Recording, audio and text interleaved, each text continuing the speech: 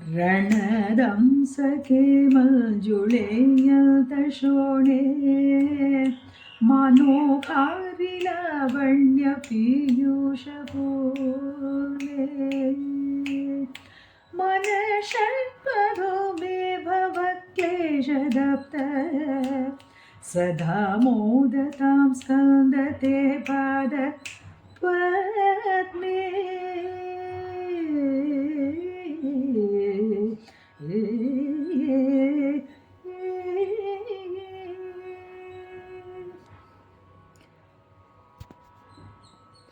ஓம் நமச்சிவாயம். ஓம் சரவணபவாய நமக. அன்பர்கள் அனைவருக்கும் இனிய வணக்கம். நான் சிவதாசன் ஜெகநாதன். நம்ம சுப்பிரமணிய புஜங்கத்தின் ஸ்லோகங்களை வாரத்தில் 2 முறை பார்த்துட்டு வந்துட்டுருக்கோம். இன்றைக்கி நம்ம 9வது ஸ்லோகத்தை பார்க்க போகிறோம். இது வரைக்கும் நம்ம 8 ஸ்லோகங்களை பார்த்து விட்டோம். இந்த 8 ஸ்லோகங்களையும் நம்ம என்ன பார்த்தோம்னு கேட்டிங்கன்னா, முதல் ஸ்லோகத்தில் கணபதி தியானம், விக்னேச பெருமானை வணங்கி இந்த புஜங்கத்தை ஆதிசங்கர பெருமார் ஆரம்பிக்கிறத பார்த்தோம். அதுக்கப்புறம் முருகப்பெருமான் 2வது ஸ்லோகத்தில் அந்த தன்னுடைய இயலாமையை சொல்கிறார். எனக்கு ஒன்றுமே தெரியாது, ஆனால் நான் எப்படி உண்மையில் ஒரு பாட போகிறாங்க, இந்த இயலாமையை சொன்னார். அதுக்கப்புறமா அவருடைய வர்ணனை, அவருடைய முருகப்பெருமான் எப்படி இருக்கிறாரு, அவருடைய எப்படிப்பட்ட ரூபங்களெல்லாம் இருக்கிறாரு அப்படிங்கிறத வந்துச்சு. அதுக்கப்புறமா திருச்செந்தூருடைய வர்ணனை, அந்த ஸ்தலத்தினுடைய வர்ணனை. இப்போ இதனால் நம்ம 3, 4, 5, 6, 7 வரைக்கும் நம்ம அந்த ஸ்தலங்களுடைய வர்ணனை பார்த்தோம். கோவில் வர்ணனை, இந்த குகை, வள்ளி குகை எல்லாம், இந்த கடற்கரை, அந்த அலைகள் அடிக்கிறது, அதற்கெல்லாம் உள்ள ஒரு ஆன்மீக அர்த்தத்தையும் பார்த்தோம். நம்ம இதற்கு முன் 8வது ஸ்லோகத்தில் அவருடைய பள்ளியறை வர்ணனையை பார்த்தோம். ஒரு தங்கத்தினாலே கற்களை கொண்டு கட்டப்பட்ட அழகான ஒரு பள்ளியறை. அவருடைய இந்த கட்டில் மாணிக்க கட்டில். அந்த மாணிக்க கட்டில்னால் மரக்கட்டில் தான், மாணிக்கங்கள் பதித்த நவரத்தங்கள் பதித்த கட்டிலே தேவலோகத்திலிருந்து வந்த மலர்களுடைய வளகனால் அலங்கரிக்கப்பட்ட அந்த கட்டிலில் முருகப்பெருமான் அழகோடு விளங்குகிறார் அப்படிங்கிறத நம்ம பார்த்தோம். அது அந்த அர்த்தஜாம பூஜை அவரை கொண்டு போய் வைக்கிறாங்க. முருகனையும் வள்ளியும் தெய்வானையும் அங்கே இணைத்து அங்கே வைக்கிறாங்க. அர்த்தஜாம பூஜை எல்லா சிவன் ஆலயங்களிலும் நடக்கும். அங்கே அம்பாளையும் சிவபெருமானையும் பள்ளியரிலே வைக்கிறாங்க. இதனுடைய தாற்பயம் என்னன்னு கேட்டிங்கன்னா, எல்லா ஜனங்கள் எல்லாருக்கும், ஜீவராசிகள் அனைவருக்கும் இந்த காமம் அப்படிங்கிற ஒரு குணம் இருக்குது. அது நம்ம தவறுன்னு சொல்ல முடியாது. அது தேவையானது கூட. காமங்கிறது இந்த வாழ்க்கைக்கு, பிரபஞ்சத்தினுடைய பர்பெக்சுவேஷனுக்கு, இந்த பிரபஞ்சம் நிலைத்திருக்கணும் அப்படின்னா காமம் தேவை. ஏன்னா காமத்தினால்தான் உற்பத்தி நடக்கும். காமம் இல்லைன்னா உற்பத்தி நின்று போயிடும். உற்பத்தி இல்லைன்னா பிரபஞ்சத்தின் வளர்ச்சி நின்று போயிடும். ஆக இந்த காமம் இருக்கும். ஆனால் அந்த காமம் முறையான காமமாக, நிறைப்படுத்தப்பட்ட நிறைவான காமமாக இருக்கணும். அப்படிப்பட்ட காமங்கள்லாம் பூர்த்தி ஆகும். இப்போ இந்த மாணிக்க கட்டிலே இருக்கின்ற அந்த தங்க அறையிலே, பள்ளியறையிலே இருக்கின்ற முருகப்பெருமானை சந்தித்தால் அவரை பார்த்து வணங்கினார், எல்லாம் பூர்த்தியாகும், அந்த காம இச்சைகள் பூர்த்தியாகும் அப்படின்னு சொன்னாங்க. இன்னையிலிருந்து நம்ம முருகப்பெருமானுடைய ரூப லாவண்ய வர்ணனைகளை பார்க்க போகிறோம். அவருடைய அழகினை பற்றி பார்க்க போகிறோம். நம்ம முன்னே சொல்லியிருக்கோம், ஆண் தெய்வங்களை பாதாதி கேசம் தான் வர்ணிப்பாங்க. முதல்ல பாதத்தில் ஆரம்பித்து கேசம் உச்சி தலை வரைக்கும் வர்ணிப்பாங்க. பெண் தெய்வங்களை கேசாதி பாதம் வர்ணிப்பாங்க. அப்போ லலிதா சஹஸ்ரநாமத்தை பார்த்திங்கன்னா முதல்ல அம்பாளுடைய முடியை தான் வர்ணிப்பாங்க. அவங்களுடைய அம்பாளுடைய இந்த கிரீடத்தை ஆரம்பித்து கொஞ்சம் கீழே வருவாங்க. இங்கே முருகப்பெருமானை வர்ணிக்கும்போது அவருடைய பாதத்திலேருந்து ஆரம்பிக்கிறாங்க. இன்றைக்கி அவருடைய பாதத்தினுடைய வர்ணனை, அவருடைய பாதம் எப்படி இருக்குது, அதனுடைய பெருமை என்ன, அங்கே என்னெல்லாம் இருக்குது, அங்கே போனால் என்னென்ன கிடைக்கும் அப்படின்லாம் இந்த ஸ்லோகம் சொல்லுது. இது 9வது ஸ்லோகம். ஒரு அழகான ஸ்லோகம். இந்த ஸ்லோகத்தை சொல்கிறேன். இப்போ முதல்ல கேட்டுங்க. ரணத்தம் சகே மஞ்சுளேத்யந்த சோனே மனோகாரி லாவண்ய பியூஷபூர்ணே மனஷட்பதோமே பவக்லே சதப்த சதா மோததாம் ஸ்கந்ததே பாதபத்மே. இதுதான் இந்த ஸ்லோகம். இதில் நான் இப்போ அர்த்தத்தை உங்களுக்கு சொல்லிடுறேன். லனத்தம் சகே அப்படின்னா இது சிச்சுவேஷன் என்னன்னு கேட்டிங்கன்னா, முருகப்பெருமானுடைய பாதங்கள் எப்படி இருக்குன்னா ஒரு தாமரைக்கு ஒப்பிடுறாங்க. தாமரைன்னா ஒரு சிவந்த தாமரை, அழகான தாமரை. அந்த தாமரை அப்போ அந்த தாமரை எங்கே இருக்குன்னா ஒரு தடாகத்தில் இருக்கும் இல்லையா? தடாகத்தில் குளத்தில் தாமரை இருக்கும். இந்த தாமரையில் தடாகத்தில் தாமரை மட்டும் இருக்காது, வேறு என்ன இருக்குன்னா அன்னப்பறவைகள் நீந்திக்கிட்டு இருக்கும் இல்லையா. குளத்தில் வந்து தாமரை மலர்களை சுற்றி அன்னப்பறவைகள் அங்கே நீந்திக்கிட்டு அழகாக நீந்திக்கிட்டு இருக்கும். அப்புறம் இந்த தாமரை மலரில் தேன் இருக்கும் இல்லையா. அந்த தேன் வந்து ஒரு இனிமையான தேன், உயர்ந்த ஒரு இனிமையான தேன் இருக்கும்.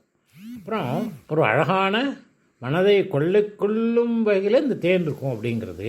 இந்த தேனுக்காக வண்டுகள் வந்து அங்கே மொய்க்கும். இந்த தேனை விடுறதுக்கு அந்த தாமரை வண்டுகள் வந்து மொய்க்கும். அந்த வண்டுகள் மொய்க்கின்ற அந்த இடத்திலே உன்னுடைய பாதங்களை எண்ணி அந்த வண்டுகள் எல்லாம் அங்கே ரீங்காரிச்சிக்கிட்டு இருக்கு அப்படின்னு சொல்லுவார். இது வந்து எல்லாமே அனைத்தும் உருவகப்படுத்தப்பட்டது. இது வந்து எல்லாமே ஒரு ரெப்ரசன்டேஷன் உருவகப்படுத்தி சொல்கிறாங்க. இங்கே வந்து முருகப்பெருமான் வந்து தண்ணியில் இல்லை, அவருடைய பாதங்கள் தெளியில் தான் இருக்குது. ஆனால் அதை வந்து ஒரு தண்ணியிலே இருக்கிற தாமரைக்கு உருவப்படுத்துகிறாங்க. எப்படி இருக்குன்னு கேட்டிங்கன்னா, ஒரு அழகான தடாகத்திலே அந்த ஒரு அழகான தாமரை மலர்கள் மூத்திருக்கு. அந்த தாமரை மலர்களே இனிமையான தேன்கள் நிறைந்திருக்கு. அந்த தேனை அருந்துவதற்காக வண்டுகள் ரீங்காரித்து கொண்டு அங்கு வந்து மொய்த்து கொண்டிருக்கின்றன. அப்புறம் அந்த மலர்களை சுற்றி அன்னப்பறவைகள் சூழ்ந்து விளையாண்டுட்டுருக்காங்க. அப்படிப்பட்ட உன்னுடைய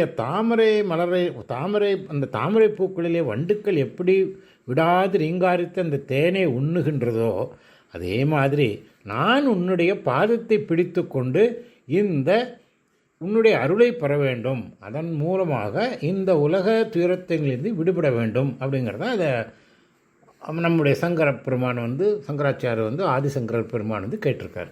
என்ன விளக்கமான சொல்ல போனீங்கன்னா, இப்போ அன்னப்பறவைகள், இந்த அன்னப்பறவைகள் எதுவாக இருக்கும், அங்கே வந்து தாமரை பாதங்கள் வந்து முருகப்பெருமானுடைய காலுக்கு ஒப்பிடுறாங்க. அது வந்து அத்தியந்த சோனைன்னா நன்றாக சிவந்த பாதங்கள், சிவந்த தாமரை போன்ற பாதங்கள். அப்போ அங்கே வந்து அது வந்து மஞ்சுளேங்கிறாங்க. அது ரொம்ப அழகாக இருக்குது, மிகவும் அழகான நன்றாக சிவந்த தாமரை பாதங்கள். அதை சுற்றி அன்னப்பறவைகள் சூழ்ந்து ஒலி எழுப்பிக்கிட்டு இருக்கு.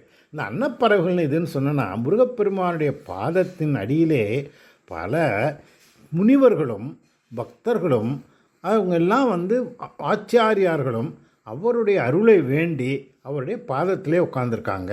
அப்போனா எப்பொழுதும் அந்த உன்னுடைய அருளை நாடி வந்தவர்களும் உன்னை அருளை பெற்றவர்களும் உனக்காக உன்னுடைய அருளை வேண்டுபவர்களும் அன்னப்பறவைகள் ரூபத்தில் இருக்காங்க. அன்னப்பறவைகள் நான் முன்னே ஒரு தடவை சொல்லியிருக்கேன், அன்னப்பறவைகள் பறவைகளே உயர்ந்தது. ஏன்னா வெண்மையானது, எப்பொழுதும் கூட்டமாக தான் இருக்கும். பாலையும் தண்ணீரையும் தனியாக பிரித்து பாலை மட்டும் உண்ணக்கூடிய தன்மை உடையது. அதனால் ஹம்சம்னு சொல்கிறது. இந்த ஹம்ச பறவைகளுக்கு அப்படிப்பட்ட உயர்ந்த பறவைகள் இவங்க தான் உயர்ந்த குணம் உள்ளவர்களையும் உயர்ந்த ஞானிகளையும் உயர்ந்த தேவர்களையும் அவங்களுக்கு உதாரணமாக சொல்லி, அன்னப்பறவை எப்படி தாமரை சுடிய நிற்குதோ அதே மாதிரி தேவர்கள்லாம் உன்னுடைய காலடியிலே இருக்காங்க அப்படின்னு சொன்னார். அப்போ அங்கே வந்து இந்த தேனில் வந்து நிரம்பி அந்த தாமரை போல் தேன் நிரம்பி இருக்குது. அது வந்து லாவண்யன்னா அழகு மிகுந்த பியூஷபூர்ணே, தேன் நிரம்பிய அது பாதங்களில் தேன் எப்படி இருக்கும், பாதத்தில் அருள். இந்த பாதங்கிறது தேன்கிறது கருணை, தேன்கிறது உருவகம். மலரில் தேன் இருக்கும், அந்த மலர் போன்ற முருகப்பெருமானுடைய பாதங்களிலே அவருடைய கருணை இருக்குது, அந்த பேர் அருட்கருணை இருக்குது. அது என்ன பண்ணுதுன்னா, வண்டுகள் வந்து தேனை பருகுகின்றன. ஆனால் இந்த ஜீவாத்மாக்கள் இருக்கு இல்லையா, நம்மளாம் பவக்லே சதப்தன்னா சம்சாரத்தில் தவித்து கொண்டிருக்கும் மனஷட்பதோமே, என்னுடைய மனம்னா யார், நான் ஒரு ஜீவாத்மாக்களுடைய மனமாகிய வண்டு. இந்த வண்டு வந்து அந்த வண்டுன்னு சொன்னால் தேனை குடிக்க வந்திருக்கு. இந்த ஜீவாத்மாக்களுடைய மனம்னு சொன்னால் உன்னுடைய கருணையை நாடி வந்திருக்குது. சதா எப்பொழுதும் தே பாதபத்மே, எப்பொழுதும் சதா தே பாதபத்மே, எப்பொழுதும் உன்னுடைய பாதங்களில் ஸ்கே சந்தா, இந்த கந்தப்பெருமானே வண்டிகள் தாமரை மலரை விடாது ரீங்கரிச்சிக்கிட்டு கொண்டிருப்பது போல நான் உன்னுடைய கருணையை எண்ணி உன் பாதங்களை விடாது பற்றி கொண்டு அதையே பற்றிக்கோடாக கொண்டு வாழ்கிறேன் அப்படின்னு இப்போ வந்து ஆதிசங்கர பெருமான் அழகாக ஒரு நல்ல ஒரு உதாரணத்தோடு விளக்கியிருக்கார். இந்த வாழ்க்கையில் வந்து எல்லோருக்கும் எல்லா விதமான சுகங்களும் வாழ்க்கையிலே வளங்களும் எல்லாரும் கிடைத்தாலும் நமக்கு மீண்டும் மீண்டும் ஒரு சுகத்தை கிடைச்சதுக்கப்புறம் தான் அது இன்னும் வேணும் அப்படிங்கிற ஒரு எண்ணம் வரும். அது திகட்டுதல் என்பது வராது. செல்வம் கிடைக்கிறவன் இன்னும் செல்வம் வேணும்னு நினைப்பான், படிக்கிறவன் இன்னும் படிக்கணும்னு நினைப்பான். அதே மாதிரி கடவுளுடைய கருளை பெற்றவர்கள் என்னதான் கடவுளுடைய அருள் கிடச்சிச்சேன்னு நிறுத்த மாட்டாங்க. அவங்க மீண்டும் மீண்டும் இறைவனுடைய அருளை எப்போதும் நாடிக்கிட்டே இருப்பாங்க. அதை வந்து அது எதுக்கு சொல்லுதுன்னா, எப்படி இந்த வண்டுகள் தாமரை பூவிலே இருக்கின்ற தேனை உண்ணுவதற்காக இந்த வண்டுகள் சாப்பிட்டுட்டு போயிடாது, போகும் திருப்பி வந்துடும், போயிட்டு திரும்பி வந்துக்கிட்டே இருக்கும். அங்கே அல்லது அந்த வண்டுகள் எல்லா நேரமும் ரீங்காரமிட்டு கொண்டு சுற்றி சுற்றி சுற்றி அந்த தாமரை மலரையே வரும்.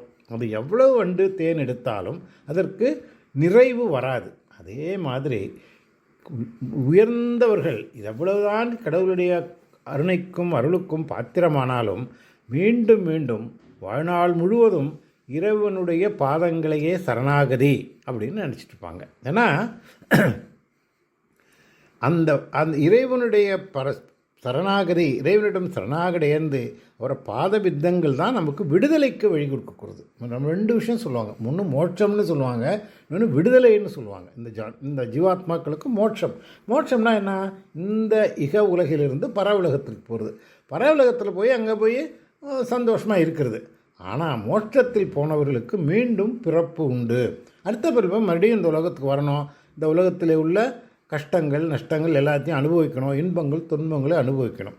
ஆனால் விடுதலை என்பது இந்த ஜீவாத்மா அல்டிமேட்டாக இறுதியாக பரமாத்மாவுடன் இணைந்து ஐக்கியமாகிற நிலை, அதுதான் விடுதலைன்னு சொல்கிறது. அவங்களுக்கு மறுபடியும் பிறப்பே கிடையாது. ஒரு தடவை இறைவனுடன் ஐக்கியமாகிவிட்டால் அவங்களுக்கு பிறப்பே கிடையாது. அப்படிப்பட்ட நிலைக்காக தான் இவங்க வந்து அந்த உத்தமர்களும் அந்த ஞானசீலர்களும் அந்த முனிவர்களும் தேவர்களும் இறைவனுடைய முருகனுடைய பாதார விந்தத்தை தொடுறாங்க. ஆனால் வண்டுகள் போன்று ரீங்காரிக்கின்ற மனம் உடையவர்கள் அவங்க வந்து எவ்வளவுதான் இந்த உலகத்திலே அவருடைய அருள் கிடைத்தாலும் இன்னும் வேண்டும் அப்படிங்கிற எண்ணத்தோட மீண்டும் மீண்டும் ஒரு வண்டு எப்படி எவ்வளவுதான் தேனை உண்டு குடித்து மகிழ்ந்தாலும் மீண்டும்னு சுற்றி சுற்றி அந்த மலரையே சுற்றி வரும். அதே போன்று என்னுடைய மனம் எப்பொழுதும் எந்த நாளிலும் உன்னுடைய தாமரை பாதங்களிலே கந்தனே உன்னையே எண்ணி வட்டமிட்டு ரீங்காரித்து கொண்டிருக்கிறது. எனது மனம் உன்னுடைய அருளுக்காக ஏங்கி கொண்டிருக்கிறது. உன்னுடைய அருள் தான் என்னை கடையேற்ற முடியும் அப்படிங்கிறது தான் இந்த ஸ்லோகத்தினுடைய ஒரு வெளிப்படையான பொருள். ரொம்ப அழகான ஸ்லோகம். மறுபடியும் அந்த ஸ்லோகத்தை இன்னொருத்தர சொல்கிறேன், கேளுங்க. ரணத்தம் சகே மஞ்சுளேத்யந்த சோனே மனோஹாரி லாவண்ய பியூஷபூர்ணே மனஷட் பதோமே பவக்லே சதப்த சதா மோததாம் ஸ்கந்ததே பாதபத்மே அப்படிங்கிறது இந்த ஸ்லோகம். இத்துடன் இந்த பதிவு அழகான ஒரு பதிவிலிருந்து நான் நிறைவு செய்கிறேன் இந்த ஸ்லோகத்தை. அடுத்த பதிவில் நம்ம அடுத்த 10வது ஸ்லோகத்தை நம்ம பார்க்க போகிறோம்.